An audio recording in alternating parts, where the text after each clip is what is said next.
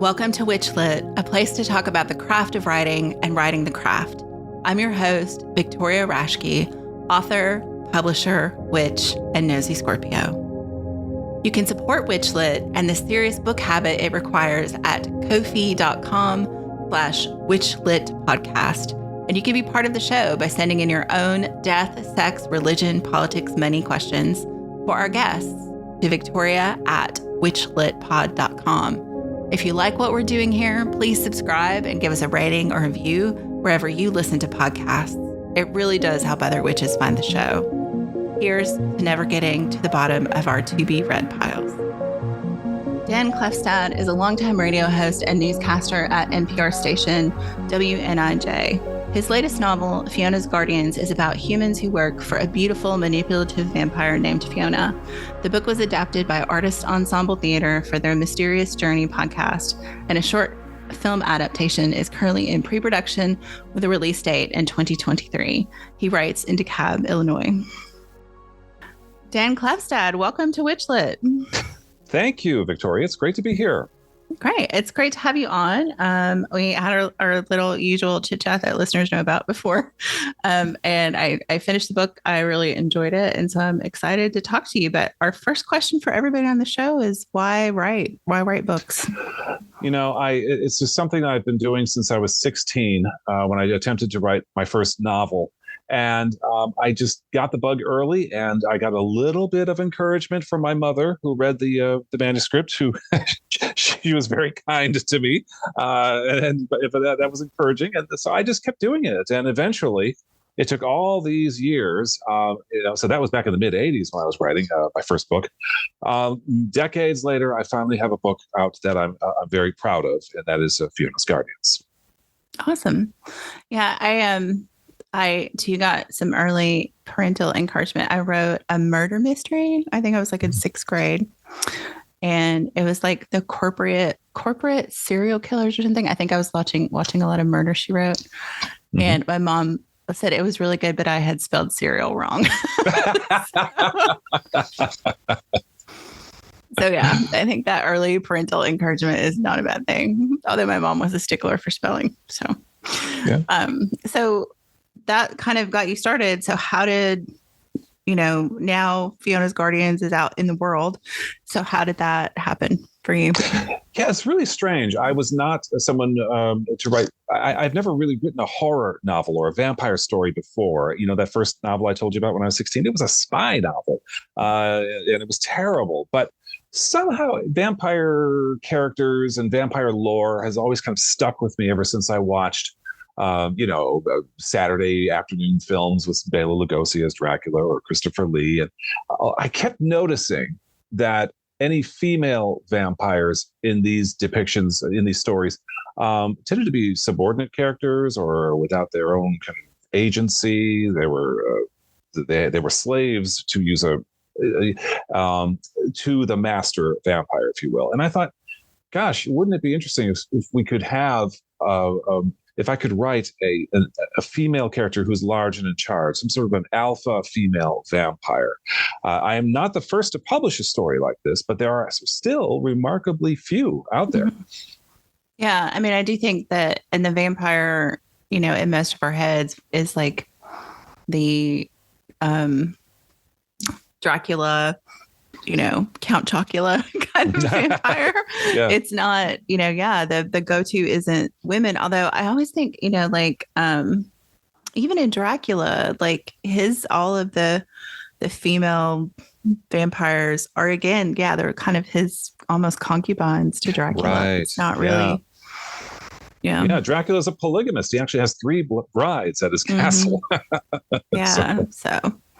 Yeah, no, I really like the idea of it, and Fiona is large and in charge, so that is you accomplished your goal, I think. Good. So how did the book actually get into the world? It started out as a short story.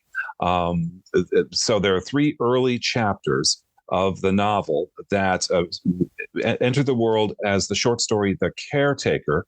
This is where we are introduced to Fiona, the 250-year-old vampire, and her main human guardian, Daniel. And this story originally called The Caretaker, was published by the literary journal Crack the Spine in February of 2017. And the critical response to that, I submitted this story to the publisher, and then the publisher put it out there. And then when I pitched book bloggers who normally review full-length novels or memoirs, etc., but some of them also review short stories just for a little something different. And they gave very high marks to The Caretaker and said that they were interested in seeing this novel fleshed out further, this short story fleshed out into a novel. And so that gave me the encouragement to do that. And then it took 4 years after that for the novel to come out. And so you are indie published. Yeah, so it's a small traditional publisher, literally, I think, run by one person in Scotland, Burton Mayer's Books. But it's a small press with a traditional contract. Yeah. I guess that's indie. Yeah. Yeah. I mean, I think of really small presses as still kind of indie. I mean, it's not self-published, but definitely indie published. Yeah. Was that kind of a conscious decision to go that route? Or was that like, I'm at this point in my life, I just want this book to be in the world. Let's do what we can do quickly. Right. So because I wanted some external validation, if you will, that what I was writing had merit, I submitted the short story to a literary journal. And once I got that published, I knew that I could get a book publisher to be interested in the book length project. However, it took many submissions, and I went through dozens, maybe 100 or more rejections from literary agents, then smaller publishers. Finally, I found on Twitter Burton Mayer's Books, which had already published a vampire novel, among many other different types. And their principal there, a guy named Richard, was really interested in the manuscript. And so we talked, and eventually they released the book in 2020. Nice. So I think you are the first person who's been on the show that's had their work adapted to another medium besides audiobooks. So do you want to talk about that, about the podcast and how that came up? Yeah. So at WNIJ, I work with a guy who's a professional actor, has a long career, decades long. And he is an occasional cast member in a troupe called Artists Ensemble Theater. This is a professional acting company. And so he suggested to their artistic director, Richard Rather, hey, this book, Fiona's Guardians, is getting a lot of attention in the area. You should consider adapting it. So that suggestion led to a phone call in which I pitched my novel to Richard Rather, and he said, I'll think about it.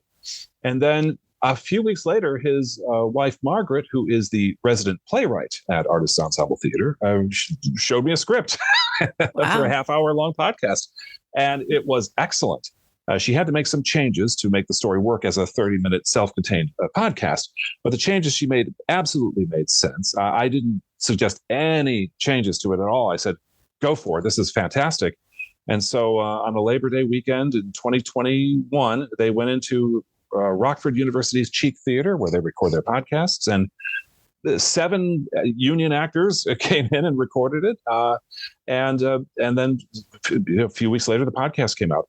This is interesting. There's an interesting side note to this, and that is during the pandemic, as you know, theaters closed everywhere. Any performance, live performance, or anything closed. So the really smart, how do I say this, innovative theater companies pivoted quickly, and they found perhaps funding or some other ways to do these theater of the mind podcasts. And Artists Ensemble Theater very quickly set up their Mysterious Journey podcast, which sounds, maybe you'll feel differently, Victoria, but it sounded to me like a little bit like an old-fashioned radio play. The actors reading, music, sound effects, and everything like that. And they did such a professional job, and it really did, I think, boost the again, I come back to this, seeking external validation from professionals.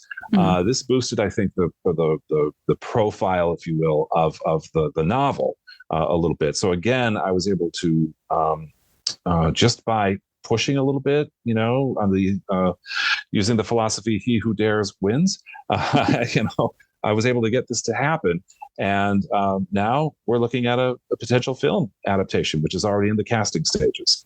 Awesome. So is that'll be a full length This will be a 20-minute, I'm guessing. Okay. I've already seen the script, the screenplay for this, and I've actually contributed to the screenplay. So that'll be the second draft. So we're looking at a short film. The idea is that it will be sent to festivals. The director, Stuart Wallin, has already won awards in Chicago and elsewhere. So he's taking on this project, and he just approached me about it, and I'm really excited about it. Actually, I hope to have more to say in the near future about that. Yeah, that is exciting. And there is, to me, I mean, I haven't had anything adapted, so I can't speak to it directly, but it does seem that like having the world that you've created take that extra step beyond you, like just to see and, how other people perceive it, how it like manifests in the world, like that to me seems like it would be kind of magical all by itself just to have that experience. It is. And we've seen some evolution of the story, I guess, in the podcast version, which you also heard. But when it comes to the film version, I already had to make one change to a scene, which is very memorable early on in the book.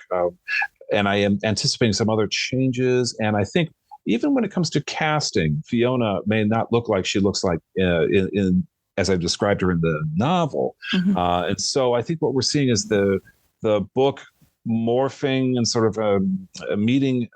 It's able to stay relevant, I think, for these times. That's the goal. Yeah, I mean, I think that is one thing I like about the book too. That was kind of different than a lot of. I mean, I was a hardcore Anne Rice reader in my teen years. Mm-hmm. So, but I mean, though Anne Rice sets that in the modern when it was written in the 80s, or I guess actually 70s, Interview with the Vampire came out in like 78.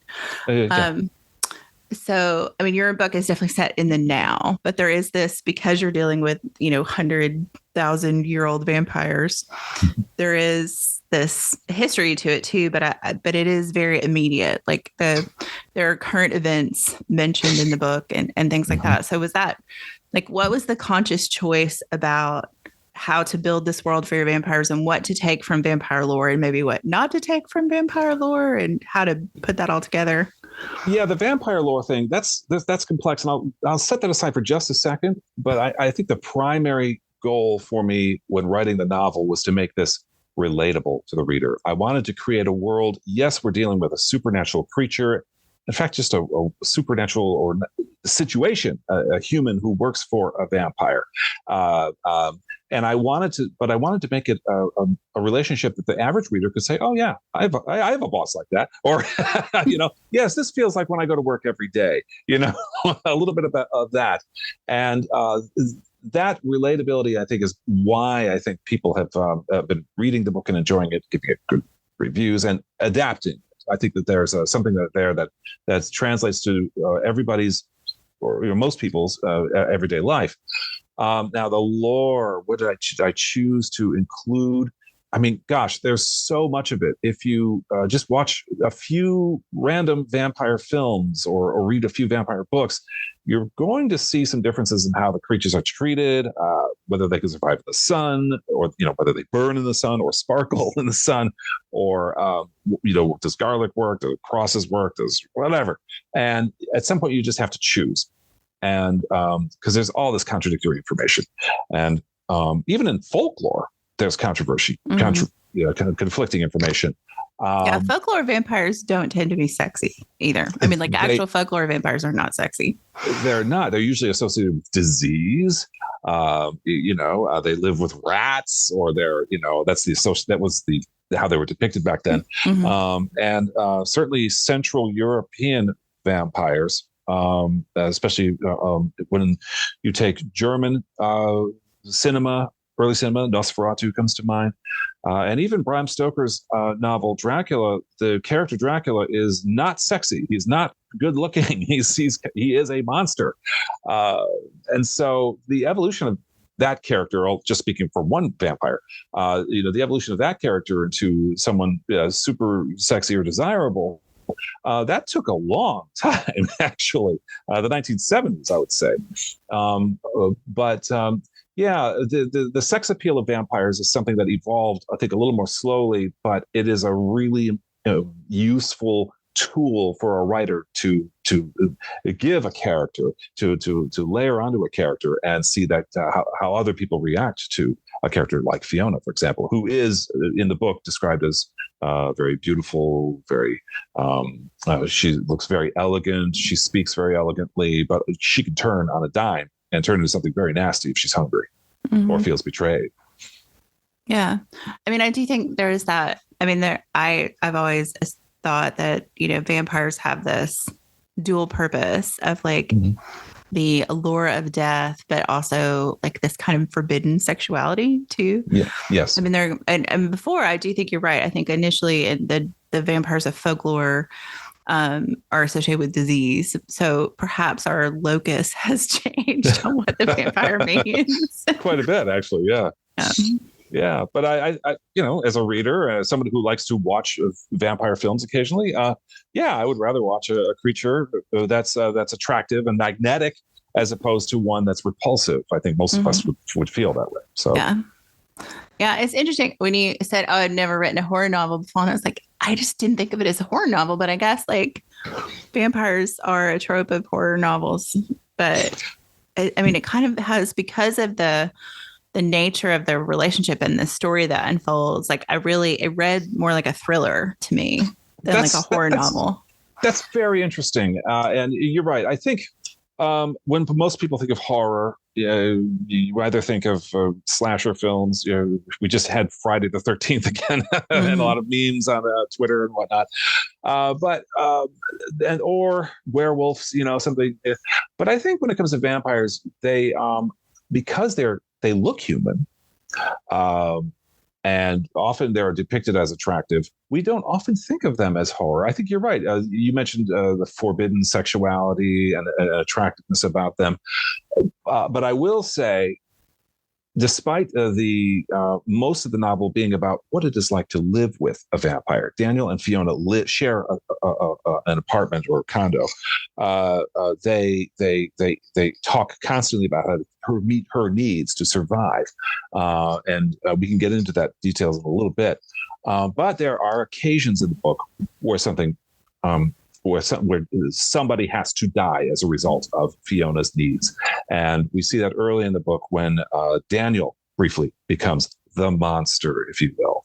And then later in the book, because of certain circumstances, where briefly Daniel is placed in opposition to Fiona and not working with her, she becomes more monstrous and asserts herself that way.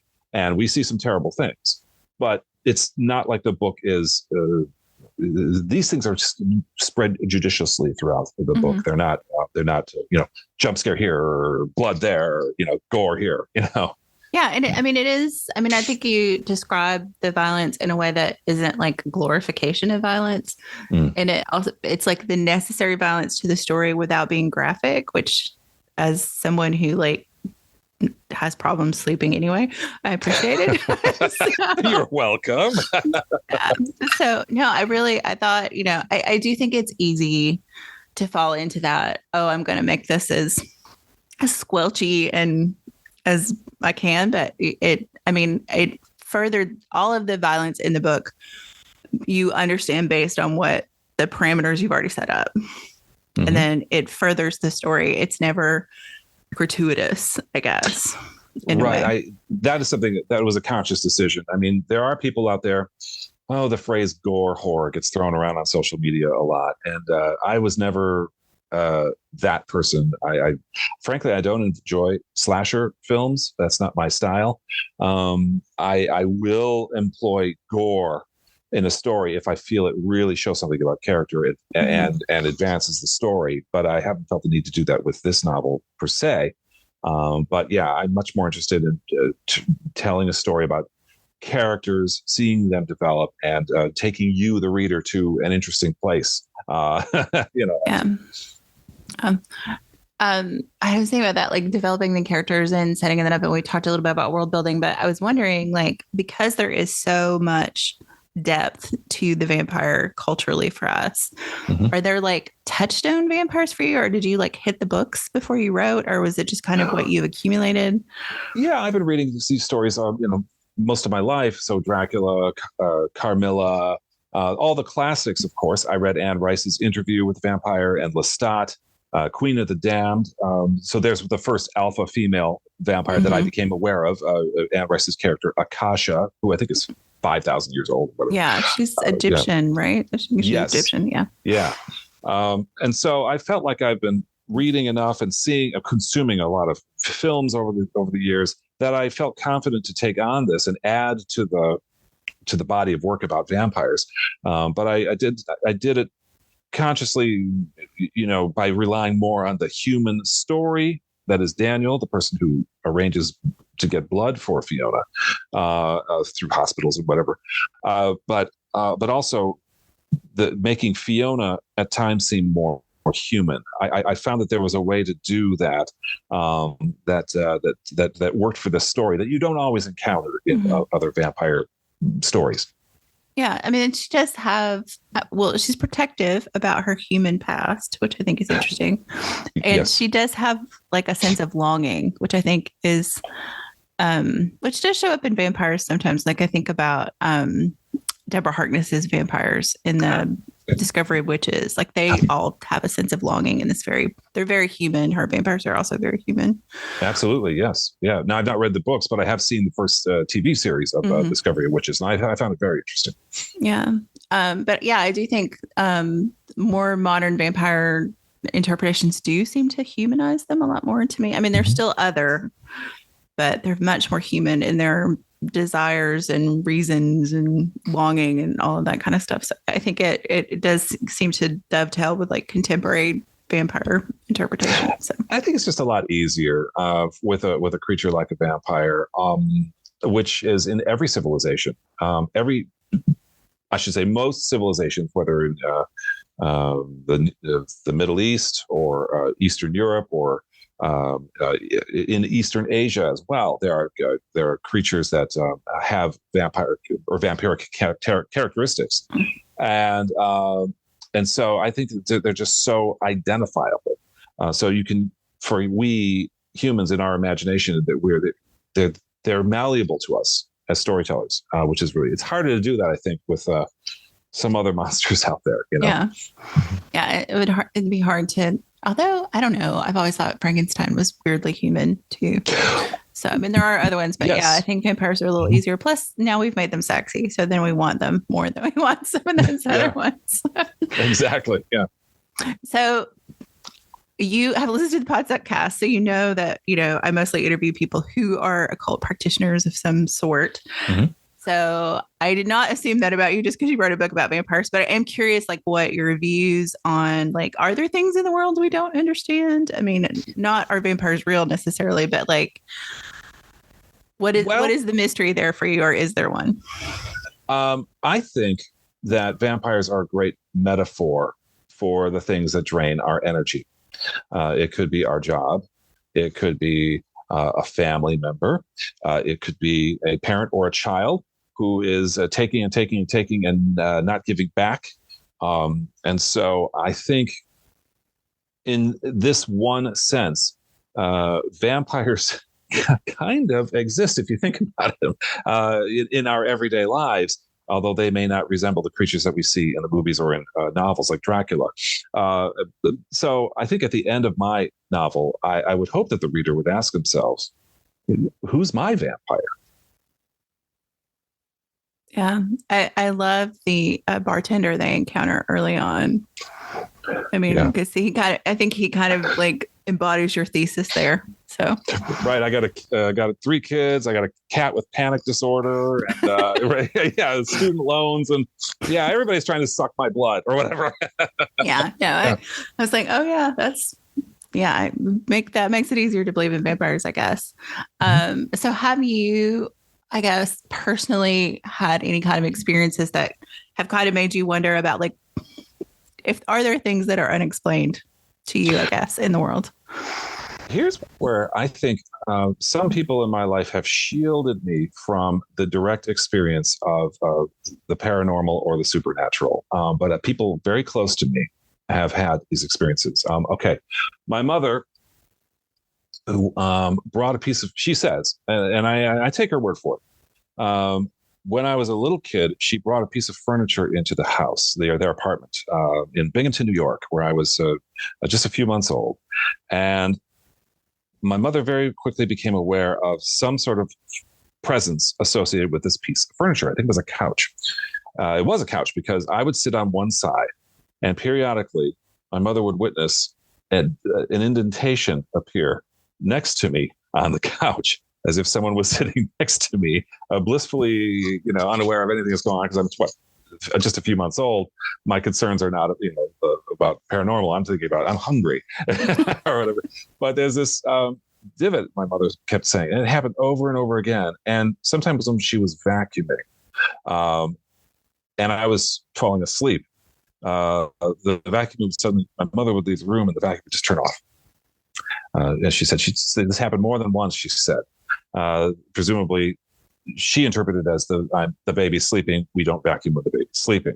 And so that's, despite the how do I say, maybe benevolent and helpful presence of this spirit that my mother said was in the apartment, she associated it with the new couch, and she just felt it safer to get rid of the couch at the next garage sale or to return it. And when the couch left the house, the phenomena stopped. So that's one example of someone very close to me telling me about a paranormal incident that happened, which fortunately was not, something a little scarier. Yeah. Mm-hmm. So I believe my mother when she told me this, and she's told me some other stories too, that are unexplainable in our logical, objective kind of world that we live in. And I have chosen to believe her. And when she died, my dad and my aunt, my dad's sister, both claimed to have seen visions of her shortly after she died. I have not.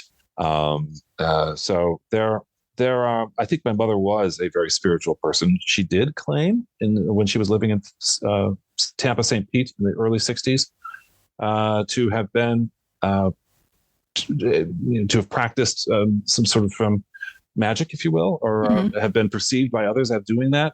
But she never ever revealed to me the extent of her knowledge of or involvement in, for lack of a better word, witchcraft. Yeah. Yeah. I did not expect to unveil that you had secret witchcraft in your past. It is strange because I don't think I've ever told anybody, certainly in somebody in front of a microphone, this before. So scoop. Yes, and I'm going with my mother's history of what she was telling me and what a few other people who knew her told me. But I've never had a direct experience of this. So I am, but it fascinates me. Yeah. And I do think, I don't know, I don't think there's necessarily like a Venn diagram overlap of writers and people who believe in paranormal, supernatural things. Like I don't think that's necessary because writers are too varied to really think that. But I do wonder for those of us who get drawn to writing about the supernatural or witchcraft or things like that, like I think you have to have a little bit of a glimmer of that somehow to really want to go there. Yeah, I think what you really maybe are talking about is the possible. And it's a Venn diagram between writers and the possible. I have not been able to rule out any of what we've been talking about. And so it remains possible to me. And so as a creative person, maybe other creatives feel this way too. That intersection of what's possible and my imagination is a good place to start when creating art, I think. Yeah. And I've joked that sometimes writing feels like channeling because I don't know where the story always comes from. And I've heard other writers kind of describe it that way too. But I don't know. I think the possibility that we are tapping something either in the universal consciousness or like to tell a story to me is also kind of fascinating and probably Jungian, and there could probably be a whole separate podcast about that.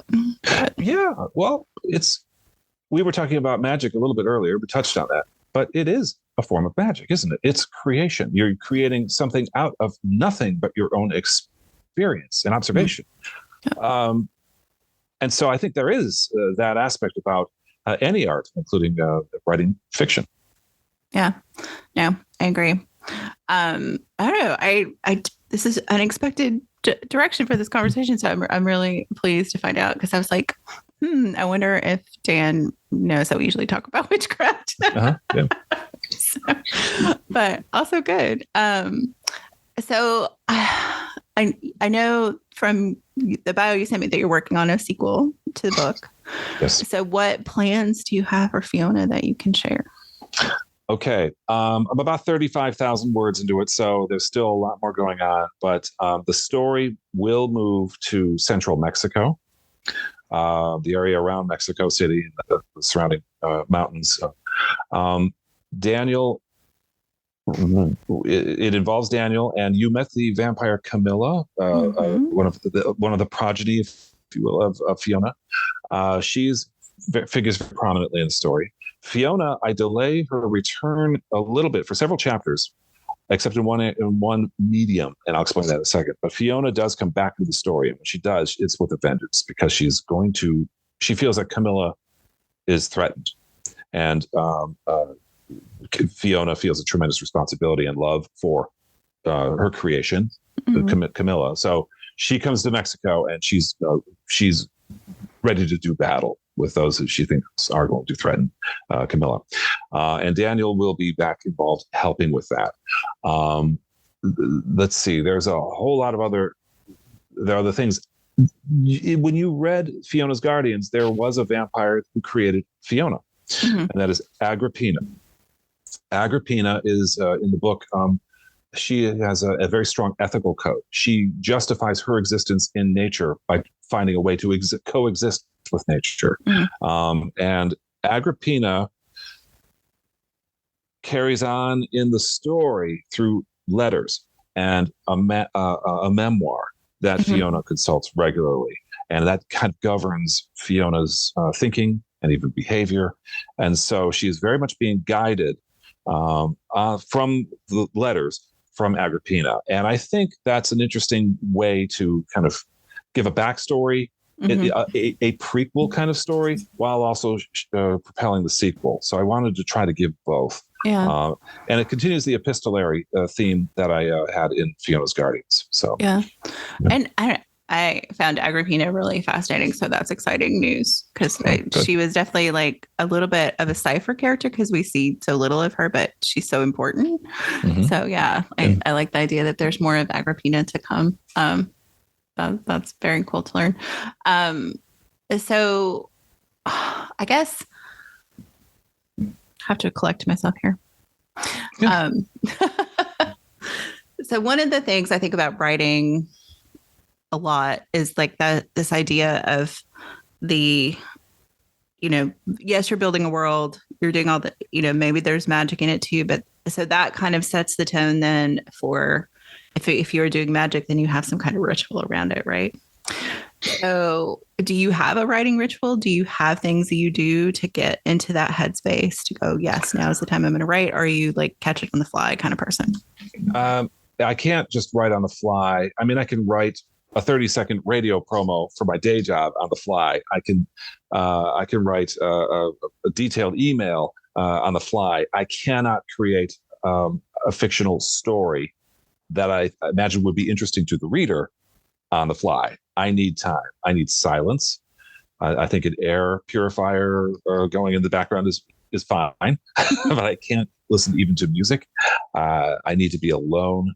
The ritual is finding time to be alone, and then having a couple of days to just soak that in, of the sounds of nothing, and then, but I can just hear the story in my head, and then I put it on into a Word doc. Finally, the ritual is I need time to be alone, to prep for writing, and then while I'm writing. So has that been harder with like all the stuff going on in the world to find that quiet space? Yeah, I mean, first of all, you have to shut down Facebook and Twitter for a day or two. Say I'm not going to be on here for a whole while. Yeah. I am married, and so I have to tell my wife occasionally, "Hey, Susan, I'm going to need like a couple of days here just to do this." And it usually works out where she has to be out of town or occasionally out of the country and so I'll use that time. That I don't like the idea, or I feel guilty taking time out of our everyday life together to write. Mm-hmm. But I will look for those opportunities when she's out of the house, and then I will use that time, and I'll make the most of it. I think it makes the completion of a story take longer, but I also believe that if I'm going to write something good that people are going to find interesting, you can't rush this. Mm-hmm. I really believe that it needs, if I'm going to have a layered story, I need to have layered experience, and I need to let this thing marinate for a while. So I don't beat myself up when I didn't write 500 words today, or I haven't written 500 words on my novel for a week. I'm saying, it's steeping. It needs to steep. Well, and I think, you mentioned, and we mentioned in the bio that you have a full-time job. So like there are things that will always, if writing is not the way you pay the bills, like you have to pay the bills, like those things have to happen. So yeah, it makes sense to me that, and I think all writers are different. Like there are writers who write as their job and they get up at 8 and they write till 5 or, whatever. But, I too am not one of those people. Yeah, one day, maybe I'll become a full-time writer, and I hope I have the self-discipline to put my butt in the chair at 6 o'clock every morning and write for 3 hours, go take a walk, come back, have breakfast, and then write again for another 3 hours. I think that would be fantastic. But yeah, I'm still a little time away from that. My day job is important to me, and it does pay the bills. So yeah. Well, and I think, it is with the explosion, I guess, of mass media, it's harder and harder to make a living as a writer. I mean, people do it. I think the people I know who make their money writing either write freelance and kind of write what other people need them to write. They ghostwrite, or they write so much as an indie author that they just have a backlog of books that they can continue to sell, that they just write really fast. And then I think there's a whole other category of writers who make their living by selling shovels to other writers. Mm-hmm. Yeah, I think you're right. And that's, I'm not making any judgment on anybody's. No, I mean, I think we need shovels. Shovels are a tool. But I mean, I think that's the bulk of where their money comes, is actually as service to other writers. Mm-hmm. So I with my limited time, I will just use whatever writing time I have to serve my own author career, as it were. Mm-hmm. We haven't even gotten into, oh my Lord, promotion. Book promotion. That's where I was going next. You're very prescient. Well, please. See, we share a brain here. Yes. Yeah. Well, I think it's the writer brain of having to promote your own stuff. But no, I was thinking about what you said about, turning off Facebook and Twitter. And I was like, yeah, it's such a double-edged sword. Yes, you can advertise for free, but also it's a time suck. And it's time away from writing, and it's time away from like your mental health, probably, to be on social media. So how did you approach that, and what is your approach to doing it? Because I think everybody does it a little differently. Yeah. So I even wrote an article about this called DIY promo, book promo. And it's on the Chicago Writers Association's website. But it's also on later on, I put it on my Medium account. I spent 2 years, certainly a year and a half of just promoting my book when it came out. This is the months leading up to publication of the paperback in 2020, and then afterwards, the many months of carrying on after that, of creating awareness about my novel. I went all in on promotion for about 2 years because I knew it would take me a long time to write the second book, the sequel. And we talked about letting it marinate earlier. So I decided, you know what, I'm going to go all in, and I'm going to do some things that, that I haven't read about elsewhere. I'm not going to care about, how to, manipulate or ride the algorithms on social media. I'm not going to do that, but I'm going to do a couple of things. I focused heavily on building relationships with book bloggers.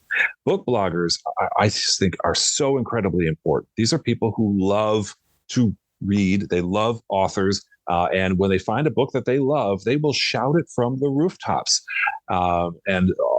So what they do, and I think, by the way, their ethics are higher than most other reviewers, because they will. What they'll typically ask for is a copy of the book, the electronic or physical. And then they'll disclose that they received a copy of the book from the author, which is very important, I think. In the review, they do this. And then they just go and tell the world what they think about your book. And so if you find a blogger who reads in your genre and you kind of look at what they've reviewed before and you say, okay, I think this person might like Fiona's Guardian, so I'll pitch them. And I've developed these relationships going all the way back to the short story I told you about, The Caretaker. Those relationships started with that short story. So they knew who I was. They were expecting a novel in the few years. And so those are the people I pitched early on. Book bloggers are your best friend if you maintain a good relationship with them. I encourage every author to do that. Many of them will review self-published as well. So keep that in mind. The other thing that you need on your side are independent bookstores. Once you get good reviews, then share those reviews with bookstore owners when you pitch. And I have sent out, Victoria, thousands and thousands of emails to independent bookstores owners in the US, Canada, the United Kingdom, Ireland, anywhere throughout the English-speaking world, with a heavy emphasis on the United States. Believe it or not, between 27 and 30 independent bookstores, I think 5 in the UK and the rest in the US, ordered copies of my book for stock. Nice. Which took an enormous amount of work, but it is I think, a very big accomplishment. I'm not special, Victoria. Every author can do this, but you have to decide how you can use your time. Am I going to write 500 words today, tomorrow, the next day? Or am I going to go all in on writing emails to these bookstore owners?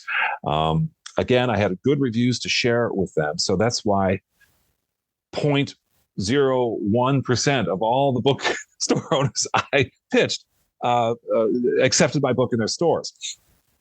Now, once they order your book, and it only takes one or two, then you simply ask, hey, can I get a photo of you or another staffer holding a picture of my book in your store? And the surprising number of them did send pictures. Oh, I even have awesome. and I've got some with bookstore cats sitting next to my book. Aww. I mean, it's just... Yeah. And so I have a surprise. If you go to my Pinterest page there, I have all of them up there. I have a lot of them on my Facebook album as well. I share these regularly. And there's nothing that gets better engagement on Facebook or Instagram than a smiling bookstore owner holding your book. The only thing that will get more engagement than that is bookstore cats snuggling up next to your book. Yeah. And bookstore cats are great for that. There's a hashtag for that. Yeah. There's also bookstore dogs. There are lots of bookstores with dogs too.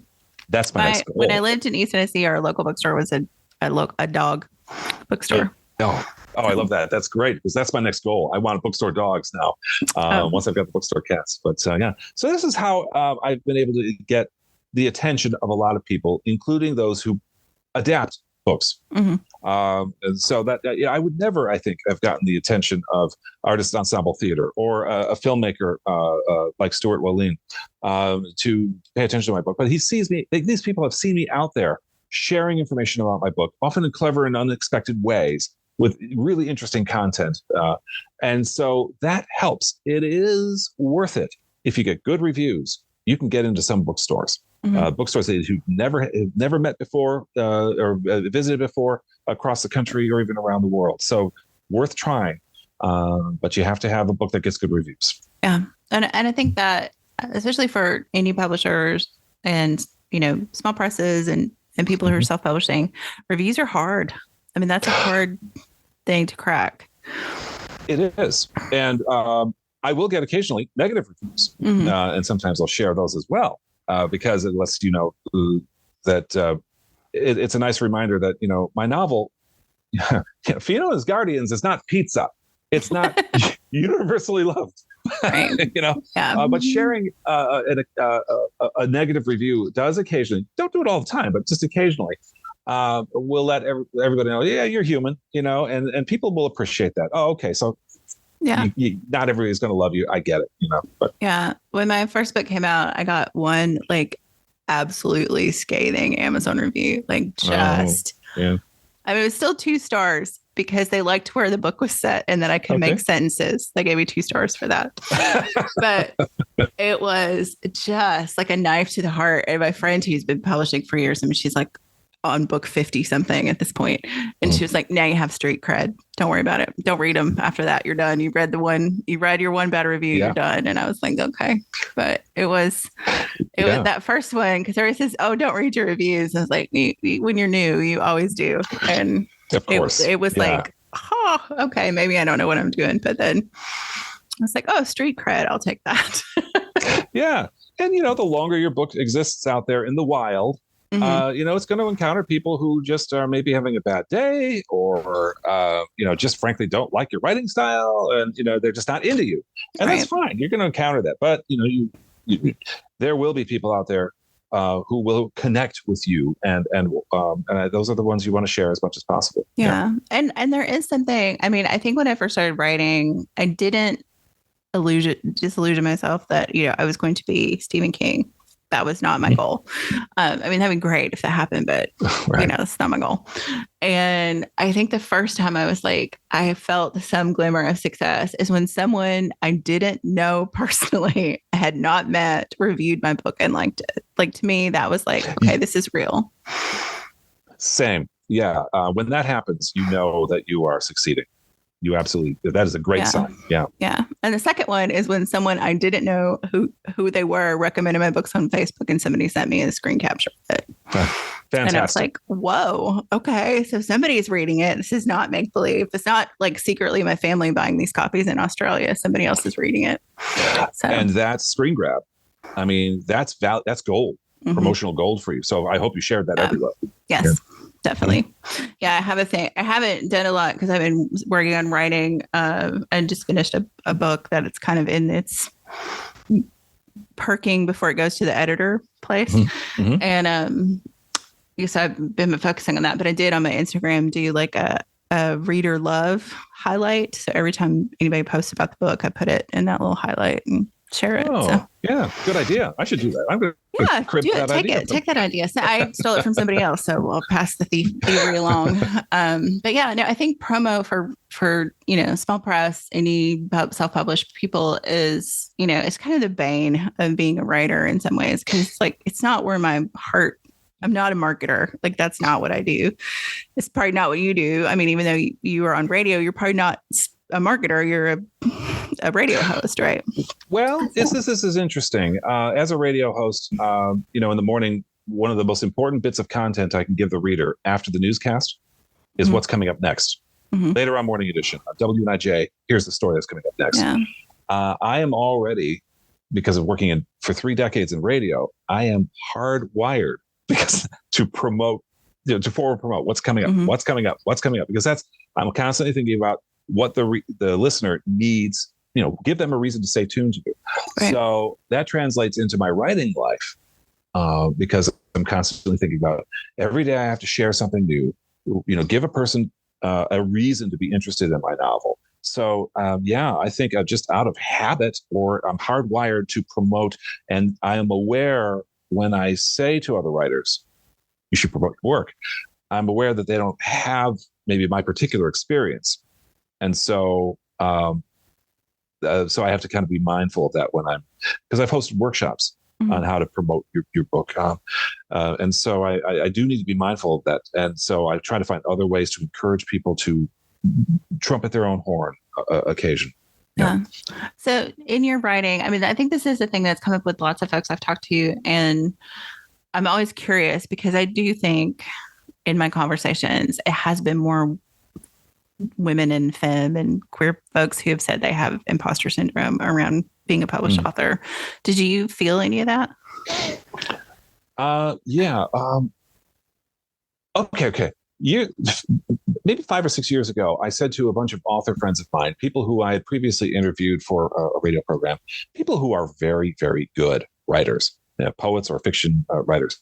And I said, I think I'd like to be an author one day. And they used this, I think one of them used a Margaret Atwood saying, a quote on me, and I think it was a bit of a bit of a slap, saying, "No, you can't do this." And the quote is, Margaret Atwood is at a dinner party or a cocktail party, and someone, a wealthy, accomplished person, walks up to her and says, "So you're an author? Okay. Hey, when I retire, I want to be an author." And Margaret Atwood says to him, "Well, what do you for a living? Do for a living?" And he says, "I'm a brain surgeon." And she says to him, "When I retire, I want to be a brain surgeon." And the implication was, sure, you could say you want to be a writer, but there's an enormous amount of work and training, et cetera, involved. And so I was on the receiving end of that kind of slap. So I think, and I've never told anybody this. I don't even think my wife knows this. Scoop too. That almost out of spite, I decided to try to be a writer. And I had one novel since that exchange that wasn't all that well received. It wasn't that great a novel. But I followed up with Fiona's Guardians, which is getting good reviews. And I feel like somehow I feel like I've got some cred finally. But it was an imposter syndrome, maybe not so much, but a desire to show someone, you're wrong, I could do this. Yeah. I mean, I've had a little bit of imposter syndrome, partly because I did go through, I went through I did creative writing in grad school, and did the whole thing. And then I went that was in poetry. And then I went this whole way and started writing fantasy novels.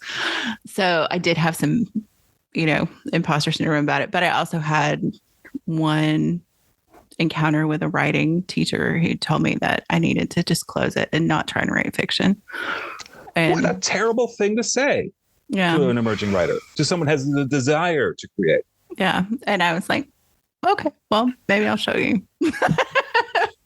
Yeah. What's the word for that? Is that academic negligence? What is that? That's they said I was a good poet, but they didn't think I was going to be a fiction writer. So I was like, I'm glad you showed them that you could. Yeah. Yeah. Who knows? So on that note, before we get to our game of chance question, I want to give you an opportunity to tell folks where to find you. And if you have anything coming up, this will come out in early spring. So think about. Yeah. So I'm on Facebook. I'm on Twitter. I'm on Instagram. Dan Klefstad. Let's see where I have a Pinterest, on LinkedIn. A website. Oh, yeah. I never talk about my website, danklefstad.com. I'm going to just be celebrating Independent Bookstore Day again. This is the 10th anniversary of Indie Bookstore Day, April 29th. It's a Saturday. And so I'll be in Geneva, Illinois at Harvey's Tales, reading there. Yeah. Yeah. Independent Bookstore Day is a great experience. If people don't know about it, it is really fun to kind of go out and support your local indie. So. Exactly. I mean, Amazon doesn't need the help. Barnes and Noble doesn't need the help. But I think, celebrating the people, the independent booksellers who, they put a lot on the line to open up a shop like that and to be a part of their downtown community or wherever they are. Because they get very involved in their local communities. Most of the money that you spend at an independent shop, including a bookstore, stays in the community, as opposed to when you spend any money at a chain. Mm-hmm. Yep. Yeah. Good stuff. All right. So I'm going to roll our little heavy D&D die here. And depending on what number I get, you'll get a question about death, sex, religion, politics, or money, or money or politics. And if I roll a 6, you get to pick which one you want. And this game has no rules, so you can also say pass. All right. 4, politics. Oh, right. So this one is less about writing and more about vampires. So like we talked about, the book is set in very contemporary, like today kind of times. And you use, I guess, political and international political events to like set the clock for the past. So how do vampires view human politics in your novels? Yeah. In my book, the vampires are apolitical, except within their own hierarchy. Fiona is part of a family hierarchy, a single bloodline that goes back 2,000 years. But when it comes to human politics, unless something in the human world threatens Fiona's blood supply, her need to, she needs to do 10 pints of human blood every night. Unless something happens that threatens that, she's not going to be interested. It wouldn't phase her at all. It's her main guardian, Daniel's responsibility to invest her money, make good decisions based on whatever's happening in the world, global events, political events here at home, and to be able to maintain all the people, the hospital workers in hospitals across the country who are willing to sell blood to him that he brings back to Fiona. So he's much more concerned about what's happening in the real world, whereas Fiona and her vampire family couldn't care less, unless, again, it had an immediate effect on her ability to survive, to feed. So is that weird for you to write someone who's apolitical? Yes, it is. I mean, I know you work for a radio station, so there's only much you can. I know you work for an NPR radio station, so I know there's only so much you can say. But I'm just curious. Right? Yeah. Well, this is interesting. I mean, I pay very close attention to the news. I am also. I'm a little like, I think, John le Carré created spy characters, morally conflicted spy characters in some way. In John le Carré, one of his characters said something very interesting to me decades ago. I read this in the 80s. An artist is a person who can hold in his head two competing notions at the same time. I don't think that this has to go for all artists, but it's something that I thought about a lot. Because if I'm going to take a stance on a political stance or a moral stance on something, I have to be really, really, really sure that I'm right. Mm-hmm. And so I'm going to do as much research as I can, hear both sides or all sides, and then make a decision, typically at the ballot box, about who I want to represent me in Congress or in Washington or at the State House. Mm-hmm. I've kind of gotten, because I'm an NPR style journalist, and yes, we've been called liberal before, but I think we try very hard. The folks at NPR and the folks at NPR stations across the country try very hard to check their politics at the door when they come into the newsroom. And I am that person. Mm-hmm. So I'm not saying that I'm blissfully unaware of what's happening. I am. Yeah. But I also try to look at as dispassionately as possible at things, at hot topics, and then make my decision based on what I hear from as many angles as possible. And I think that can, it doesn't have to, but it can serve a writer of fiction.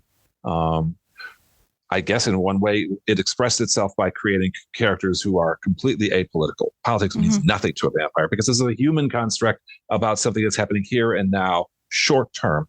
Whereas, Fiona's 250 years old and she's trying to survive for another 250. Yeah. I mean, they don't really have human politics, but they do have their own code of ethics. Right. So I mentioned Agrippina, the creator of Fiona, who tries to exist in nature by not killing indiscriminately, by making sure she always has humans around who she can feed on.